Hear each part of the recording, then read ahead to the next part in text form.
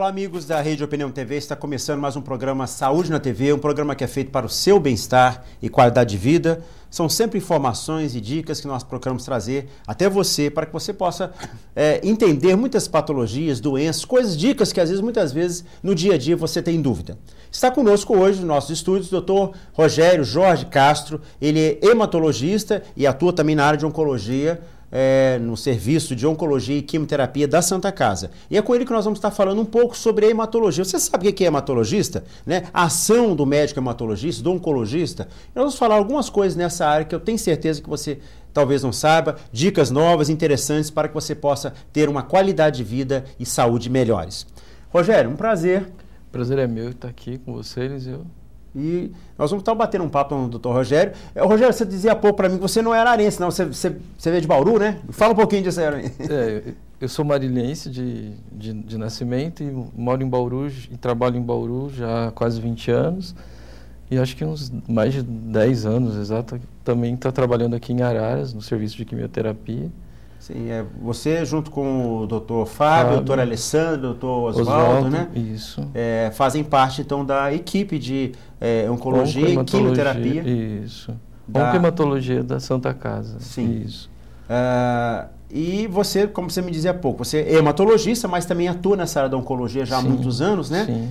E eu queria te fazer algumas perguntas assim, que eu acho de interesse, né, das pessoas que estão em casa. E começando pela sua especialidade de base, né, que você falou, que é a hematologia, né? Certo. Muita gente fala hematologista, é o médico que cuida do sangue, né? Isso. Mas que problemas, né? Às vezes, claro, quando fala em sangue, muitas pessoas lembram de anemia, né? Que é uma coisa mais básica, mais comum, né? Mas eu queria saber assim, a área da atuação hoje, das patologias mais conhecidas, mais básicas, mais corriqueiras que a gente vê hoje, que é da área da ação do hematologista.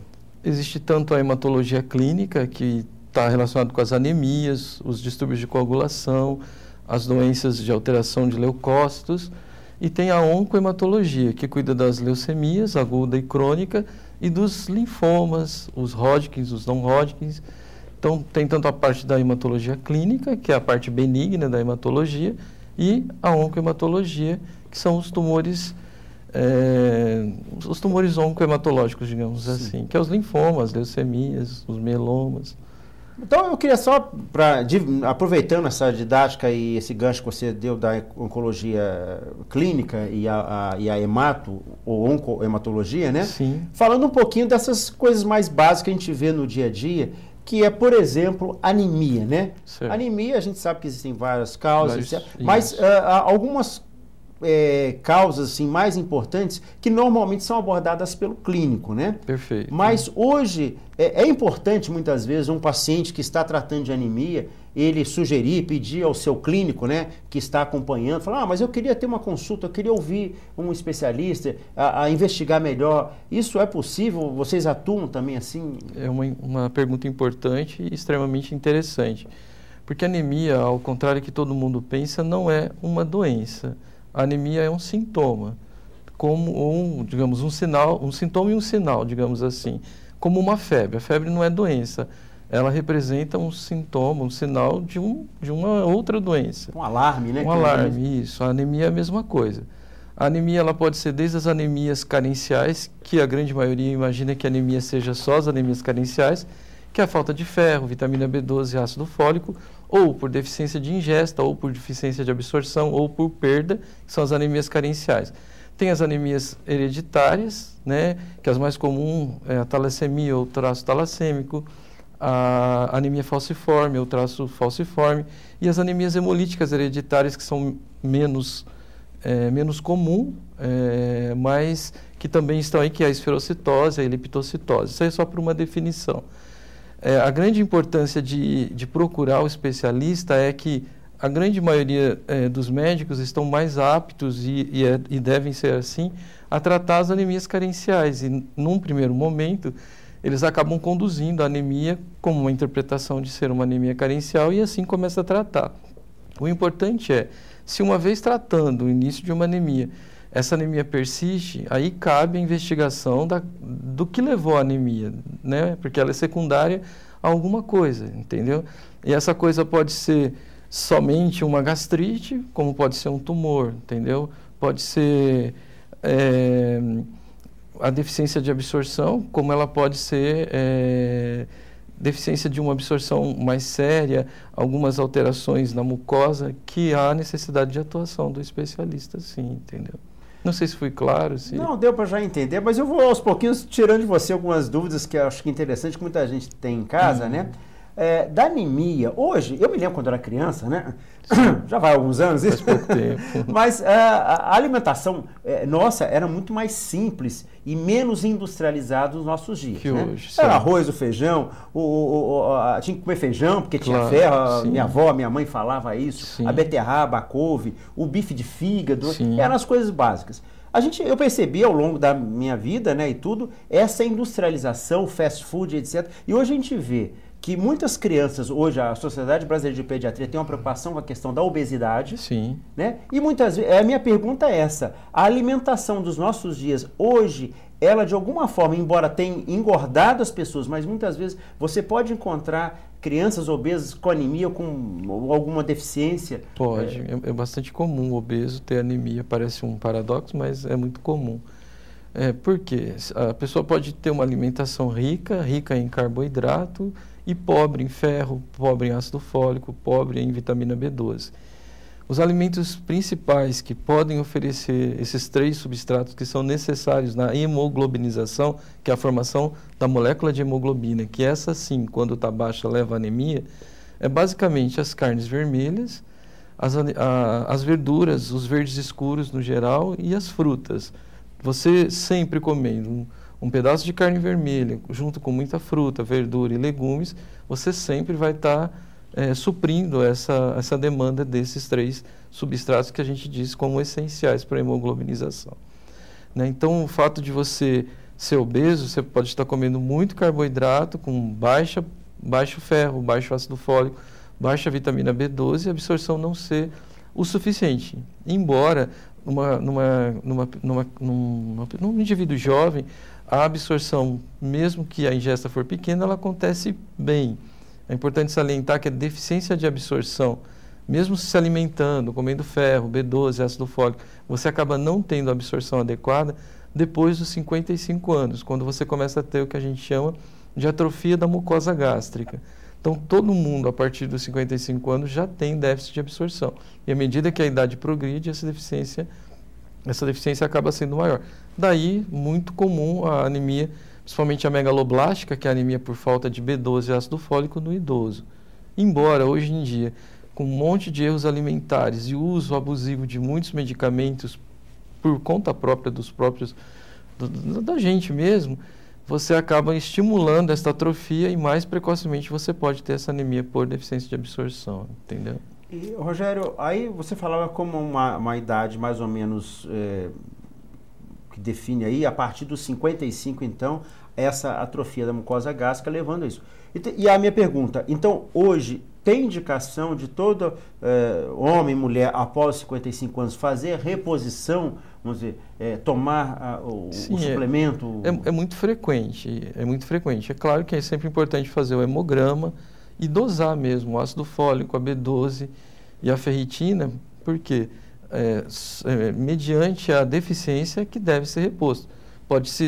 Claro, deve existir pessoas com 60, 65 anos que ainda não têm atrofia, isso é o geral.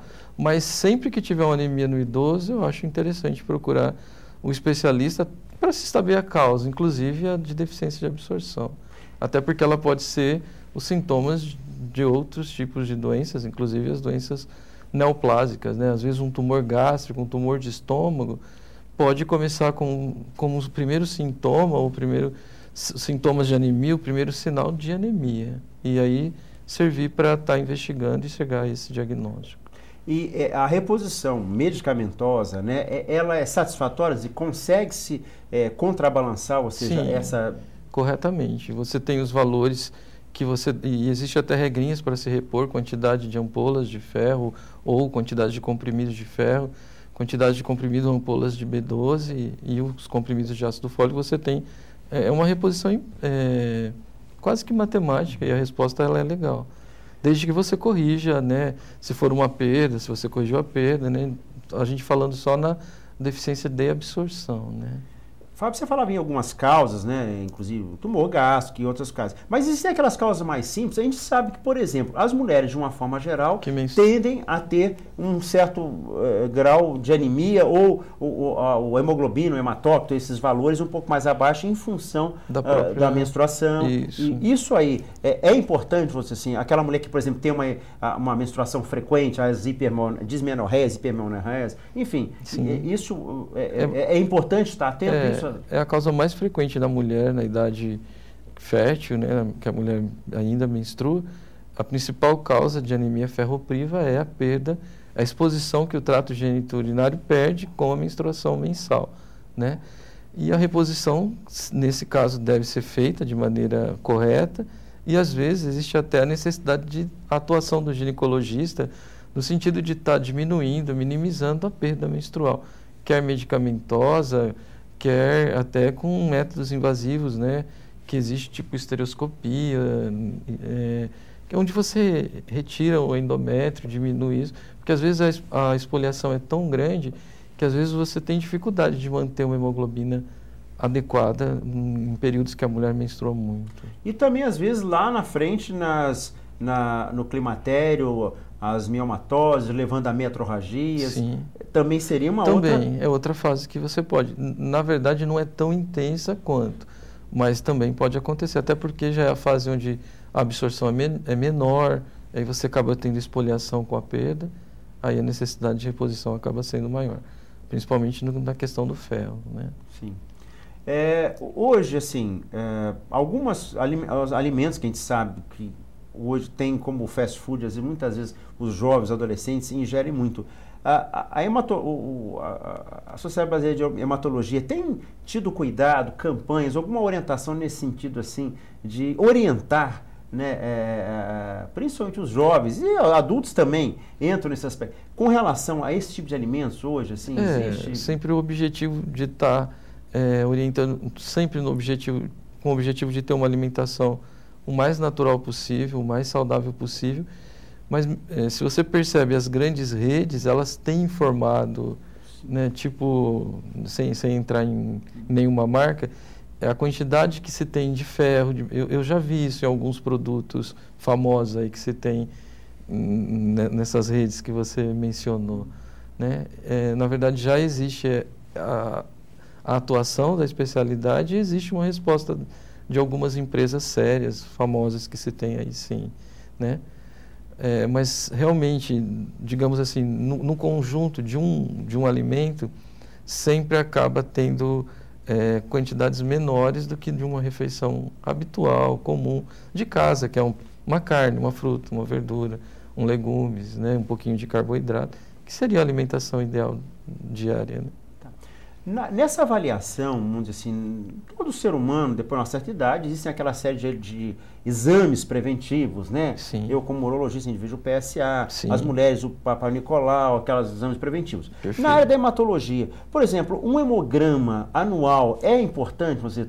Todos nós devemos fazer pelo menos uma vez por ano um hemograma? Isso não deixa de ser um alerta, né? Não deixa de ser um alerta, como eu falei no começo, porque a primeira coisa de algumas doenças pode se aparecer como uma simples anemia que, ao visto de muitas pessoas, e às vezes alguns médicos podiam até passar despercebida. Não porque o médico não sabe, porque não é da especialidade dele mesmo, e é natural que passe despercebido. Então, um hemograma anual não acho um exagero, não acho a mais, eu acho legal, entendeu? Falamos um pouco dessa hematologia clínica, né, das anemias de uma forma geral, algumas considerações, e entrando agora um pouco na oncohematologia, né? Certo. Nós sabemos que o sangue tem os chamados glóbulos vermelhos e os glóbulos brancos, né? Isso. E aí, que doenças, que você falasse um pouquinho só rapidamente para a gente, assim, que é importante e que entra nessa área da oncohematologia? Perfeito. Em relação a glóbulos brancos, que são as nossas células de defesa, ele pode estar muito baixo, que são as chamadas leucopenias, sem ser cansativo, mas a grande maioria das leucopenias são o que a gente chama de leucopenia familiar. São pessoas que nascem não que nascem com o número mais baixo de leucócito, mas na hora de distribuir o leucócito dentro do vaso, fica mais leucócitos descansando do que circulando. Quando você faz um hemograma, você acaba tendo um número baixo de leucócitos, mas a pessoa tem quantidade de leucócitos normais. Isso representa mais ou menos 80% das leucopenias. Além da leucopenia familiar, outras causas de leucopenia são algumas doenças no fígado, né, que podem trazer uma leucopenia no hemograma, como hepatites medicamentosas, hepatites por droga, até algumas cirroses, porque você pode ter um hiperesplenismo secundário à doença hepática e o sangue acaba ficando sequestrado no baço, fazendo os leucócitos estarem baixos no hemograma. E tem as doenças autoimunes, que serão mais bem vistas pelos reumatologistas, onde você tem a produção de anticorpos que destrói o leucócito, é um autoanticorpo. Então, quando a gente fala em leucopenia, tem desde a leucopenia tranquila, benigna, que é a familiar, alguma coisa que pode estar relacionada com o fígado e até as doenças reumatológicas. E também tem as leucopenias que podem ainda ser secundária a alguma alteração na medula óssea. Por exemplo, no início de uma leucemia aguda, você pode cursar com plaquetopenia, leucopenia, anemia, só leucopenia, só plaquetopenia, só anemia. E tem as leucocitoses, onde você vai pensar também numa fase mais avançada de uma leucemia aguda ou até mesmo nas leucemias crônicas, né? Então, uma abordagem bem, sem ser cansativa, entender o que é a leucopenia ou o que é a leucocitose, deve estar atenta e estar investigando a partir daí. O que a gente vê muitas vezes, e as pessoas muitas vezes têm assim, uma certa preocupação quando se fala fulano está com leucemia, né? Certo. Que seria um tipo de câncer na corrente, no tecido sanguíneo, né? Certo. Quer dizer, isso é uma coisa assim que... Mas existem vários tipos, de formas leucemia mais brandas, mais agudas, né? Sim. Quer dizer, então a minha pergunta é nesse sentido assim, se alguém da família, há uma suspeita aqui de uma leucemia, a pessoa não precisa apavorar, assim. Isso tem tratamento, tem que se investigar melhor para se detectar. Existem tipos, isso eu queria que você comentasse um pouquinho para a gente sobre isso. Certo. As leucemias, elas podem ser agudas ou elas podem ser crônicas. Leucemia crônica é aquela leucemia que existe uma alteração clonal na produção dos glóbulos brancos. Isso vai se tendo uma dificuldade da diferenciação, a célula vai se tornando mais imaturas e não adequadas, formando um turnover, um monte de células lá, mas isso a crônica, de uma maneira lenta, não perdendo tanto a função das células. As leucemias crônicas são aquelas que demoram anos para se fazer o diagnóstico, até porque elas são assintomáticas, às vezes faz o diagnóstico porque o baço está aumentado, ou porque o fígado está aumentado e você acaba fazendo o diagnóstico. São aquelas leucemias onde o paciente trata diariamente com o uso de quimioterápicos oral, comprimido, tendo controle dessa celularidade, às vezes normalizando, às vezes só tendo controle, diminuindo o tamanho do baço, diminuindo o tamanho do fígado. Essas são as leucemias, de uma maneira bem superficial, a definição de uma evolução de uma leucemia crônica. Já as leucemias agudas são aquelas leucemias que a pessoa não tem nada, de uma hora para outra começa a ficar anêmico. Só vou fazer um parêntese aqui, que existe um falso conceito de que as anemias viram leucemias. As anemias não viram leucemia. Nenhuma anemia, que é uma anemia ferropriva, uma anemia megaloblástica, um traço talassêmico, um traço falciforme, qualquer tipo de anemia que a gente comentou no começo da entrevista, não vira leucemia. O que acontece é o que eu vou falar agora. Quando você está na instalação de uma leucemia aguda, a multiplicação celular de glóbulos brancos imaturos e sem função é tão grande que a medula óssea, apesar de não ser um órgão localizado como o fígado, como o coração e o pulmão, e sim o tutano do osso, ela é um espaço pequeno e ali ela produz as 3 séries. A série vermelha, a branca e a megacariocítica, que são as plaquetas que fazem a nossa função de coagulação.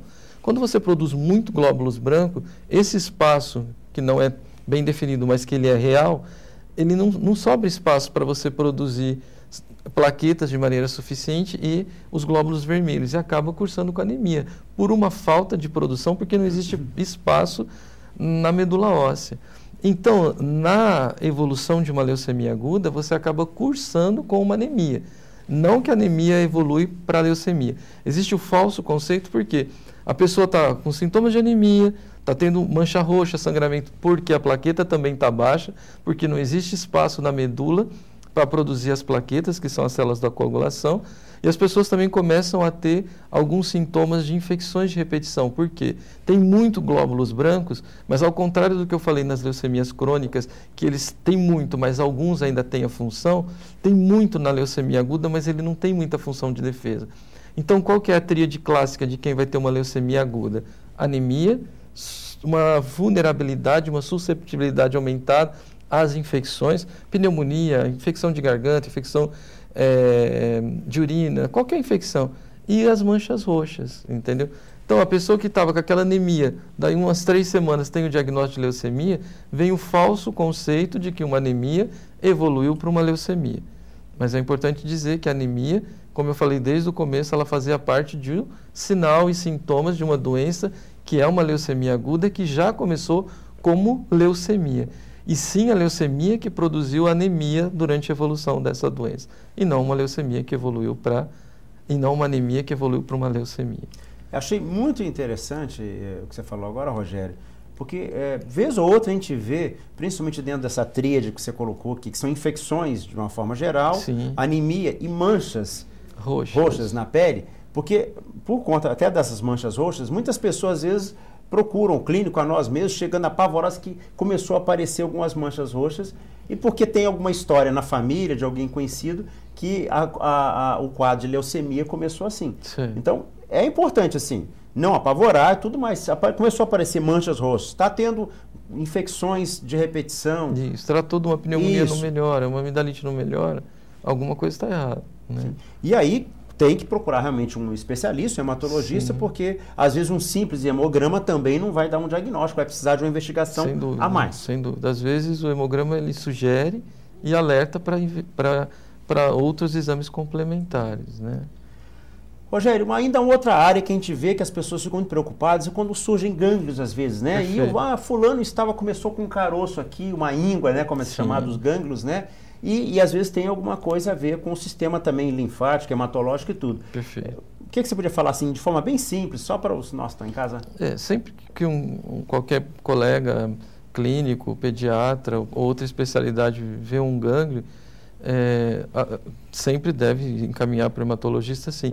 Mas, a princípio, observar a história, a evolução natural desse gânglio. Se tinha uma infecção de garganta, um dente machucado, ou se na região inguinal tinha algum ferimento na perna, no pé, ou se era na axila, não tem histórico nenhum para pensar numa adenomegalia reacional, que é aquilo, sempre que você tem uma dor de garganta, você vai ter ínguas na região cervical. E infecções em outras partes do corpo, você vai ter as chamadas adenomegalias reacionais, que nada mais são do que o processo de defesa que o organismo faz e hipertrofia os gânglios linfáticos. Então, não tendo essa evolução natural, esse histórico, o que a gente aconselha é observar no máximo 30 a 40 dias se persistência dessa adenomegalia, ainda mais se ela não tem características de sinais flogísticos que sugerem mesmo um quadro infeccioso, partir para encaminhar para o especialista ou para o cabeça e pescoço, pensando nas doenças neoplásicas primárias de região cervical, que são as neoplasias, né, de cabeça e pescoço, ou mesmo para o hematologista, mesmo se for na região cervical ou em outras partes, e se persistir essa adenomegalia, partir para a punção. É claro que existem alguns exames de sangue que a gente chama de marcadores tumorais oncohematológicos, que basicamente é o VHS, o DHL e o beta-2. Mas mesmo se você tiver marcadores tumorais normais, mas você tiver uma adenomegalia persistente, a indicação de uma punção aspirativa, né, por agulha, tirar um pedacinho e examinar, ela é sempre fundamental para você fazer um diagnóstico precoce de uma doença como os linfomas, né, que é uma doença que tem uma boa evolução, mas deve ser diagnosticado o quanto antes, como toda e qualquer doença neoplásica, né? Isso a gente às vezes vê pessoas até na televisão, isso ficou bem assim, falado, né? Sim. Quando algumas pessoas públicas, né? Me lembro há um tempo atrás, o Giannichini, né? Isso. Tratou, tá aí atuando, né? Sem qualquer problema, né? Sem dúvida. Então, mas isso é importante tocar nesse assunto. Nosso tempo passa muito rápido, nós estamos chegando ao final do programa, mas antes eu queria só finalizar a entrevista falando um pouquinho dessa questão da hemoterapia, ou seja, a transfusão sanguínea. Muita gente tem medo, né? Certo. Hoje, os bancos de sangue, cada vez, através da experiência, passar de alguns problemas. Hoje nós temos tido tranquilidade com relação à transfusão sanguínea, os cuidados que se tem na coleta de sangue? Perfeito, com certeza. Em relação ao risco de você adquirir alguma doença, ele é praticamente minimizado, porque é respeitado o período de janela imunológica na questão das sorologias, com o objetivo que isso não aconteça, né? Falando um pouquinho de transfusão, eu acho que hoje as transfusões elas devem ser limitadas, não é como no passado. No passado transfundia anemias carenciais, até por deficiência de diagnóstico, não sei se falta de conhecimento, acho que não, acho que era carência de diagnóstico mesmo. Mas hoje não, hoje a gente sabe que você transfunde mesmo ou numa hemorragia aguda, numa hemorragia importante, num acidente, numa coisa cirúrgica, ou nas doenças onde você não consegue, através do tratamento convencional, resolver a anemia, entendeu? Existe uma conscientização por parte dos médicos e um conhecimento maior, até existe uma orientação por parte da hemoterapia para os médicos das outras especialidades, para que não se ocorra a transfusão de uma maneira não desnecessária, mas não tão indicativa, como acontecia muito no passado. Ou seja, hoje a transfusão de sangue tem que ter critério, tem que ser de uma indicação bem criteriosa, claro. Quer dizer, não é qualquer caso, não é qualquer situação que se indica a transfusão. Que são as urgências, as emergências, o sangramento. Nos pacientes oncohematológicos, nem sempre você tem condição de fazer um tratamento e repor o que está e que às vezes não tem nada baixo. A anemia é por toxicidade que o próprio tratamento causa, aí a necessidade da transfusão ela é real. E em outras situações que requer, do contrário, as anemias clássicas dá para se cuidar na sua totalidade sem a transfusão, né? Ok, você que está em casa, acabamos de conversar com o Dr. Dr. Rogério Jorge Castro, né? Hematologista do grupo da Santa Casa de Oncologia e Quimioterapia, e ele nos deu aí uma aula, as informações muito interessantes sobre a questão de anemias, leucemias, linfoma, e agora finalizando falando sobre a questão também da transfusão sanguínea, a hemoterapia. Rogério, muito obrigado pela sua presença aqui. Eu que agradeço, foi um prazer conversar com você. E vamos Espero ter ajudado. Exato. Dessa vez falamos sobre a questão da hematologia. Numa outra oportunidade, quero convidar o Dr. Rogério para estar falando um pouquinho mais na área da oncologia, que ele atua, né? A quimioterapia, né? Porque eu tenho certeza que muitas pessoas têm aquela coisa... A quimioterapia é queda de cabelo, né? As pessoas têm um certo... tabu, né? Um certos tabus, né? Medos, preconceitos. Então, eu quero já deixar um convite numa outra oportunidade de estar falando sobre isso. Vai ser um prazer. Ok. Você que está em casa, gostou da entrevista? Nosso programa é todas as quartas-feiras, às 19h45, mas reprise sexta-feira agora, às 18h30. Se você quiser ver de novo, assistir alguns detalhes que você deixou passar, quiser indicar para alguém assistir, ou se não, também no YouTube, você pode estar fazendo, daqui mais uns dias nós vamos estar publicando também essa entrevista no YouTube, Eliseu Martins Entrevista, você pode estar achando lá. Nós vamos ficando por aqui. Uma boa noite a todos, fiquem com Deus e até o próximo programa Saúde na TV, um programa feito para o seu bem-estar e qualidade de vida.